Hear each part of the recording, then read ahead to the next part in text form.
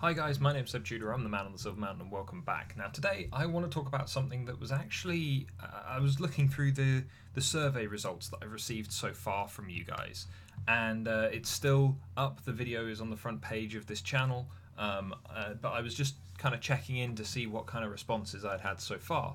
And one person left a kind of answer, a reply, saying that one of the things that they would like to see more of was, in particular, talking about kind of confidence in regards to sex and in the bedroom and all that kind of thing.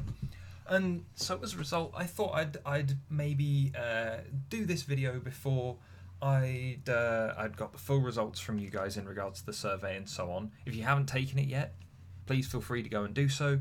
You should be able to find it on the front page, or the video that's on the front page of the YouTube channel, on the channel page. But anyway, kind of being more confident in the bedroom, it's something that so many people struggle with, both men, women.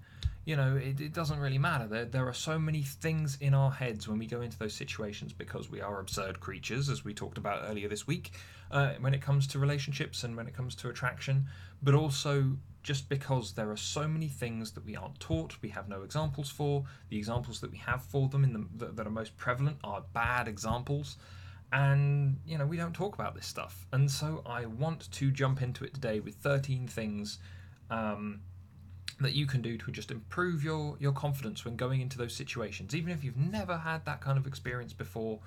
You know, just so that it's not just not, you know, necessarily more pleasant in terms of just an experience, but also just so that you don't come out of it feeling terrible, feeling like there's something wrong or bad or whatever else just because of whatever goes on. Yeah, a big part of confidence in regards to sex and in regards to the stuff that you're going to be engaging with around intimacy and sex, a lot of it comes down to the attitudes that you have and how you walk away from it, as much as how you are in the moment. Because the moment can be a passionate kind of whirlwind that you barely remember, apart from that was great or that was terrible. And so a lot of it comes from what you're thinking afterwards. And so that's where a lot of stuff is going to be kind of sat in what I'm going through. But anyway, let's start off at the very beginning with number one. And number one should be, and always will be, educate yourself. Like in sex ed, in regards to what you get in school, if you get anything in school, depending on where you are in the world. I know an awful lot of you guys that watch these videos come from the States, and you know, from various conversations I've had, the sex ed in the States is maybe not the best. But even over here, like the sex ed that we had was very much kind of, here is the basic biology, here is a condom and this is what it should protect against. Here are other forms of contraception that we're going to tell the girls more about than the boys because they affect them more, but we should probably tell the boys a little bit, you know, they exist, but we won't talk about really how they work. So, you know, there's kind of a lot of separation between what you know and what you don't know, depending on whether you're male, whether you're female, and so on. You know, they don't teach everybody the sensible, useful stuff, and they don't go beyond the biology. They don't go beyond, this is a disease and this is what causes it. This is how this works, and this is what happens when a man and a woman get together. You know, they don't go beyond that, when there is so much more to it in regards to the interactions, in regards to the way that you can approach such a situation, and in regards to the way that people want stuff. So go and educate yourself. You know, go out, and there are things on places like Pornhub, even, I believe, has its educational series on kind of sex and relationships. There are a whole load of other places that are, from clinical doctors to places like Psychology Today to wherever, that have large articles that go into much deeper dives than I probably will in this video, or maybe even in other videos, unless you guys really want me to dig into this stuff. You know, they will go and touch in on an awful lot of those things, and they'll usually have medical doctors touching in on them as well, to one extent or another, to allow that much broader appreciation of what can happen, what can go wrong, how you should deal with these things, and so on. Now, the next thing is you need to think realistically about what it is that the other person wants from you. Because we get shown and told and we assume a lot about what other people want. You know, to guys, you know, dick size means something to them, but do women really care? You know, there's one of the most frequently asked questions whenever you have a kind of sexual Q&A. Does size matter? Does the fact that I have big boobs matter? You know, does what my vagina look like matter? All of those kind of questions get raised time and time and time again. And yet, a lot of the time, the answers that are given are very subjective. They're very nebulous. They're very based on that one person's thoughts and experience. A lot of it isn't really based on numbers. It isn't really based on how that person has interacted prior, you know. And so when it comes to guys being worried about the size of their dicks, or whether it's girls worried about what they look like down there, or the shape of their body, or whatever else, simply put, you know, think about what you want in your partner. Yeah? Does it matter if they would have X, Y, and Z physical traits? Because if it doesn't, then chances are most people won't care about what your physical traits are either. Yeah? Try and ground it in what you're thinking and what you're realizing. Yeah? If a girl was 5'9", but very, very skinny, looked a bit like a model, a kind of catwalk model, with just being very kind of straight down and skinny, would that instantly turn you off? I'm not saying malnourished or anorexic, I'm just saying slim. Would that turn you off? Would it turn you off if they were a tad curvier? A lot curvier? If they were shorter, taller? Big boobs, small boobs, big bum, whatever. Same for kind of girls the other way. You know, how much does it matter if a guy is tall or short or broad or kind of beanpole-esque? You know, because if those things don't necessarily matter too much to you, then chances are they won't matter to anyone else. The people who propagate those ideas more so than anyone else are the picky people, the toxic people who will judge people, pick them to pieces, play on the insecurities, nice guys and nice girls that will try and twist the knife just because that person has been turned down or whatever else. Don't be like those people. Have an appreciation of the fact that most people have attractive aspects to them. Have your limits, have your preferences, by all means, but be realistic about then what other people's preferences mean to you. Yeah? If you're a guy, as I know an awful lot of you guys are out there watching this video, and a girl's boobs or bum size doesn't really matter to you if you just like them, then guess what? Chances are they're probably not going to give two damns about your dick size if they like you as well. So, be realistic about what you think is expected of you and kind of what you expect from other people as well, because you don't want to be one of those people who, just because someone's a tad shorter, you should be crapping all over them. The next thing that I would say is know what you like, which kind of follows on from what we were saying before. Know what you want, know where your limits are, but more to the point, know what you want. Yeah, know what you like in regards to how maybe you play with yourself or how you have been played with in the past. Yeah, have that appreciation of what you want, what you like, because then rather than just going into it and having no clue about what you want or what you like, you at least know what you can get out of it, and then that's something you can communicate to your partner, and then encourage them to tell you back. Because communication is key to all of this stuff, yeah? Like to relationships as a whole. And so if that communication isn't happening, especially in something as intimate as this, then it's not going to be as much fun as it could be.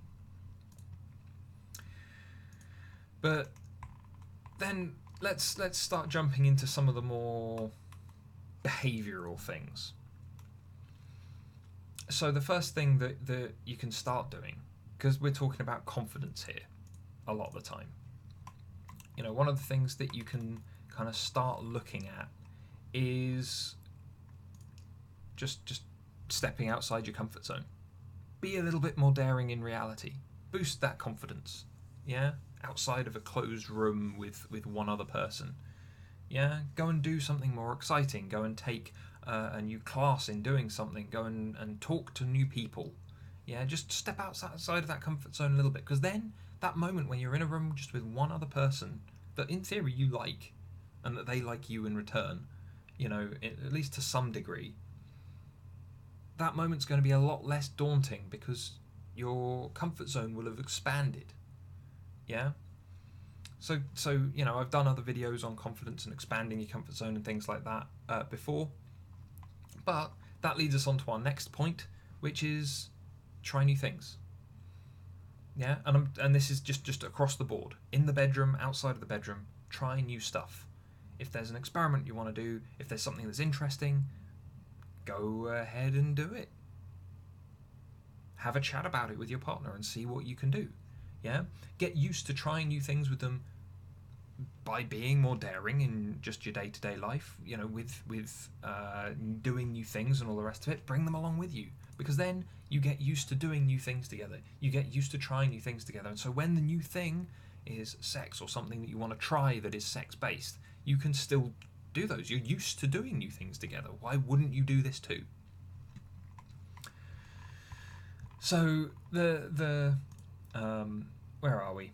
The next thing is kind of important, and this again comes down to communication, because everyone has their hang-ups, everyone has their limits, everyone should have their limits, the things that they're afraid of, the things that make them nervous, the things that are sat in the back of their head whispering to them when they're trying to do something that they don't know about, or that's new to them. You need to talk about what's holding you back with your partner. Sit down and talk about what's scary, what you like, what you don't like.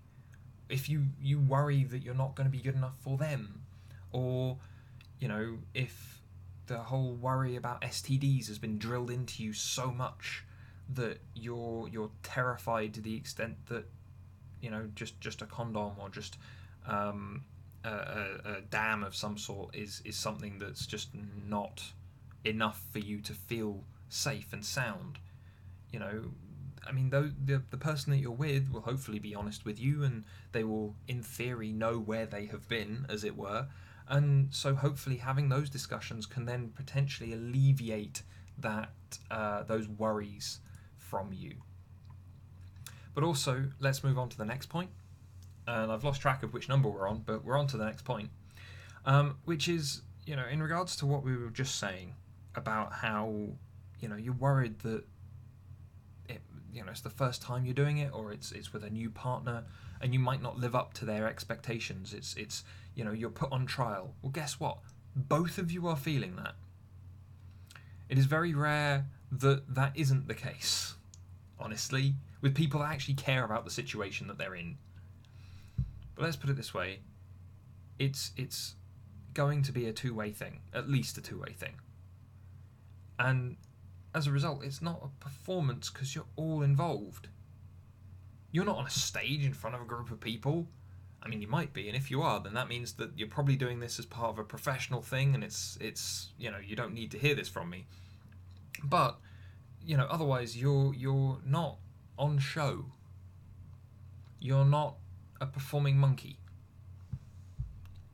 You're a person.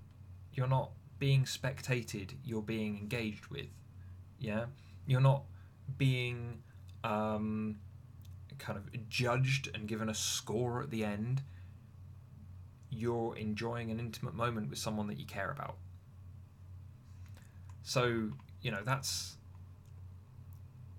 an important thing to keep in mind. You're not...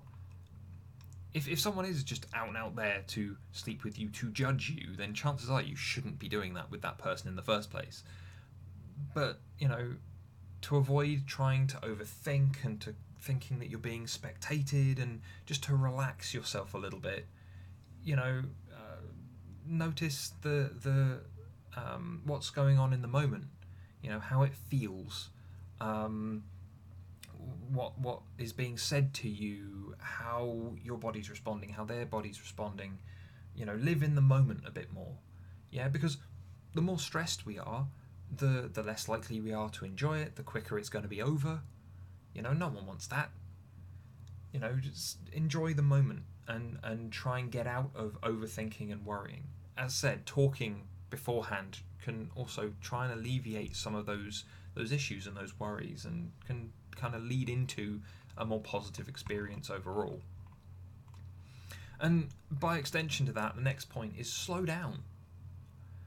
There are with how busy people are, and with how these situations are kind of ones that we kind of want to just race into, jump into, because we're terrified of them, and we just want to get into it and get it over and see what's happening. That doesn't help anyone. It doesn't help you and your situation. It doesn't help your confidence improve. It doesn't help you appreciate what's going on. If it's a blur, how are you going to learn from it? If there's no moment where the two of you can appreciate what's going on, and actually connect over what's going on, then whatever's developing from this is probably not going to develop very far. Yeah. Our reaction is to rush things when we're terrified, when we get nervous, and you know, whether it's a speech that we're giving, whether it's us being put on a phone call that makes us uncomfortable, or whatever else, we try to get through it as fast as possible so that it's done. In certain other situations, that's not a bad idea, you know, just get it done. But when it comes to something like this, that's very intimate and very important, kind of it's only ever going to make you more anxious, and it's going to make it less pleasurable for everybody involved. You know, and especially if you're a woman, then it's going to, because by nature women take longer to reach an end to the proceedings, should we say, than a man. If you're a woman, you get nervous, you get terrified, and you try and rush through it. You're not going to be able to rush through it. You're not going to be able to conclude it for yourself, which is going to suck. You're probably going to cut things short and try and run away once speeding it up doesn't work, which can cause all manner of collapses. If you're a guy, you're just going to finish very early, and it's going to be unfulfilling for you and her, and then kind of potentially that leads to a collapse further on as well. You know, so it's something that you need to take that time to slow down and enjoy, and you know, be curious, explore. Yeah, that's probably the best thing that I can advise. Yeah, take time to explore, because it's always going to be fun to do so. Yeah, there's never going to be a moment where exploring and having fun as you go and just taking your time isn't going to be enjoyable. Yes, there is a time when the kind of quickie is going to be the preferable option, because people are busy and people do not have the time for long drawn out encounters every single occasion. But otherwise, you know, take your time, learn to relax. Yeah, if you've had the conversation beforehand about what your hold-ups are, and how it's causing you to become anxious and worried and all the rest of it, simply put, when you are getting towards what you want to do, you know, when you are looking to have sex, just slow it down, calm it down, get comfortable first, and then move forward. Yeah, every time you get comfortable with the next thing, that's when you move forward, and so on and so forth. And you know, hopefully, if your partner actually cares, if your partner's actually interested in you, then they won't just kind of out and out shoot you down in flames for trying to take a little more time just to get used to it and be happier with it.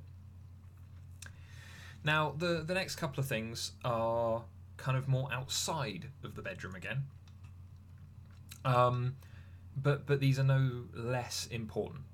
And one of the first things that I've heard and I've seen applied a good number of times is to improve the kind of confidence that you have in the bedroom. As I said earlier, go out and be more daring and all the rest of it, but also just take better care of yourself.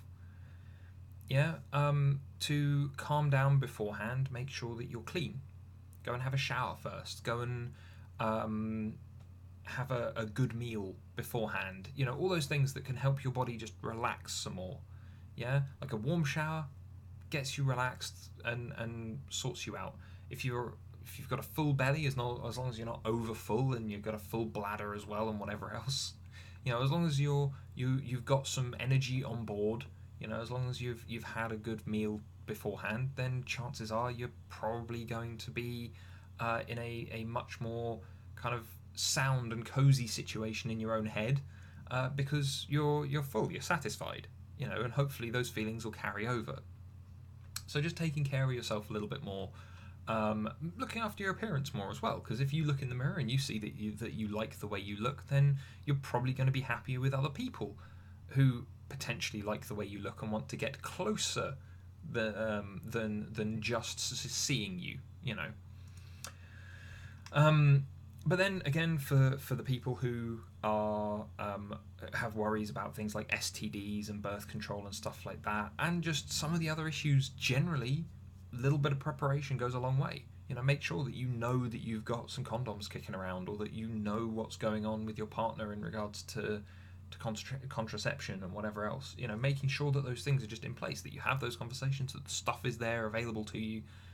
If someone gets offended by having that conversation, firstly, it's a daft conversation to get offended by, because it's literally you going, I care about you, but I want to make sure that we have the best experience. And if they get upset and offended and pissed off about that, about you asking that question, chances are you probably shouldn't risk going near them in the first place. But it's one of those things to keep in mind. But now let's talk about these last 3 or 4 things in regards to kind of what impacts our sexual confidence and what to do about them. So the first thing is usually the number of relationships that we've had, successful and failed. If we've had a lot of successful relationships, then chances are we're going to be more confident, we're going to be happier going into these kind of situations. In the instance where you've had a lot of failed relationships, as I've said about kind of relationships that haven't gone well before, in other videos that I've done, the thing to do, the thing to take away from it is more that you have a lot of lessons, a lot of things to learn from, a lot of experiences to learn from. So if you've had a lot of good relationships, that you feel have been successful and all the rest of it, you probably feel better about yourself, but that can be a false confidence. There should still be things that you learn from those. If you've had a set of failed relationships, failed experiences, then you should definitely just not get upset about it. You should go, right, well, there's a whole list of things that I can learn from these. If anything, I would say that the people who have more failed relationships have a greater resource to draw from to improve than the people who succeed at every relationship, or at least they think they succeed in every relationship. Don't be disheartened by failing. Don't be overconfident by succeeding. Yeah, there's always stuff to learn. Your track record means nothing, because every single new person that you're with is going to be different. Every single time you go into a new relationship, you are going to be different. Every single time you go, even if it's a one-night stand, every single time you go into one of those situations, you are with someone that's potentially very different from anyone else you've been with, and you are a different version of you from any prior experience as well. The next one is the length of our relationships. Yeah, if we've only had one long relationship, we get very attached to people. Like it's almost by design.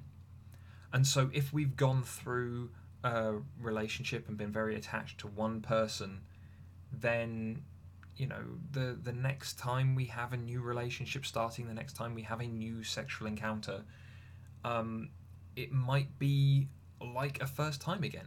It might be so difficult for us.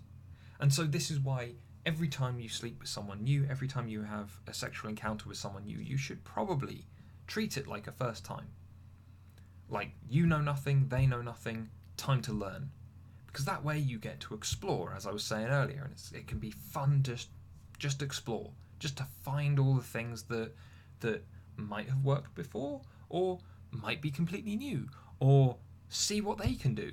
You know, there's so many things that are worth investing time in, whether it's a one night stand, whether it's a long term relationship. The longer relationships we have, the more we get to know one person. And that can be amazing. That can give us all the practice that we need to make that one relationship the best, not just the best relationship, but the best sex that we will ever have. Yeah, especially if someone is on a very similar wavelength to you, and you're both interested in the same kinds of things, in the bedroom and out, then it can lead to a very fulfilling experience. But otherwise, you know, it's a bit of a hold up. You know, if you've had a long relationship and then you go into a string of one night stands, each one of those one night stands, treat them like a first time, like completely brand new. Don't think, oh, well, I did so well before, I should be fine now, because that's potentially setting yourself up for failure. And don't be sat there going, oh, they're nothing like my past partner. How am I supposed to do this? You know, it's something that you will only ever rip yourself to pieces over, and it won't help. Now, the last thing, and possibly one of the most important things overall for all of this, is, you know, it's totally natural when you care about something to be nervous about it, or whatever else. So if you care about the sex that you're about to have, the person you're about to have the sex with, then, you know, it's completely natural, completely fine to just go, I'm nervous. I'm very nervous. In which case, though, take a moment, work out why. Yeah, like if it's because you're you're worried that you actually don't like this person, or if it's more of a, they are so amazing, how am I going to compare? How am I going to compete? You know, if that's the case, then those are all good things. You know, if well, no, if you don't like the person, sorry, allow me to correct myself. If you don't like the person, then that's a highlight that maybe you shouldn't be doing this in the first place. But if you're if you think, if you really like this person, if you're not sure if you're going to be able to compete because you want them to have the best experience and you're not sure you can provide it, and whatever else, you want the best for that person, you want to provide them fun and joy and pleasure and everything else, because that will bring you pleasure in return, all those kind of things, then that's all great. Those things are good. It shows that you care. It shows that you're going to be okay, and hopefully those feelings would be reciprocated, and those actions would be reciprocated as well. And so it's a case of going, you know, if that's what's worrying you, take it as an affirmation of you being in the right kind of place, and then do some of the other things. Slow it down, relax. Yeah. If, though, it's because, as said, you're not sure you really like this person, or you're actually completely intimidated by them, or they've made comments that have made you feel awkward, then again, chances are you're probably best off saying no, not being there, going and finding something else to do with your evening. Remove the chill part from Netflix and chill and just watch Netflix. Whatever, you know, go and do whatever. So, you know, if you're not comfortable with something, then again, for your own sake, including your own confidence, you need to learn when to say no, because a confident person is going to say yes or no based on how they feel. They're not just going to go along with something. So, you know, taking all of the other points that we've just made in regards to what you can do outside and inside the bedroom to just make yourself feel better, to stay on top of your game, and to keep kind of yourself in a more confident state, or at least relax so that you can enjoy it more and maybe do more of what you want to do.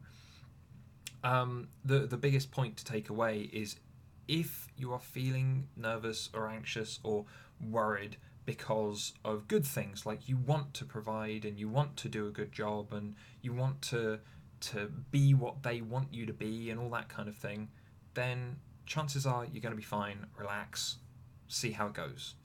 If though you're intimidated, you're terrified, you're not sure you like them, it's just awkward, or they've said things that make you feel uncomfortable, chances are best thing you can do, say no, move on.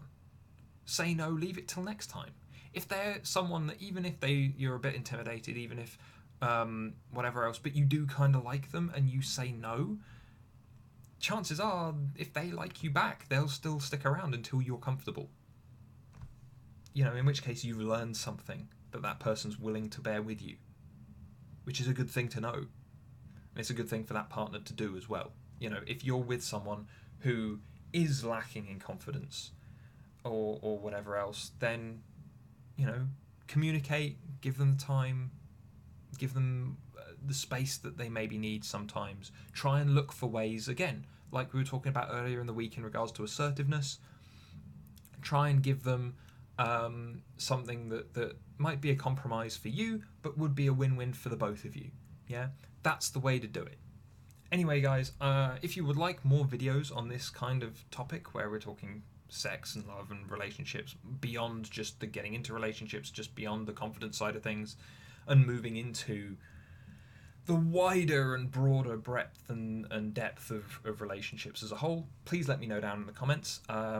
If you're willing to share your experiences, then by all means drop them down there too. I understand this is a more sensitive set of topics, so I would understand if you guys wouldn't want to.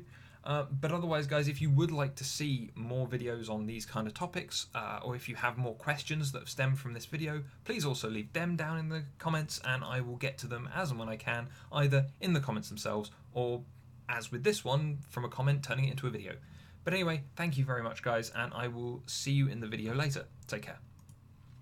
Thank you very much for watching, guys. If you enjoyed this video or found it interesting, please drop us a like, share this video, and subscribe for more. And I'll see you in the video later. Take care.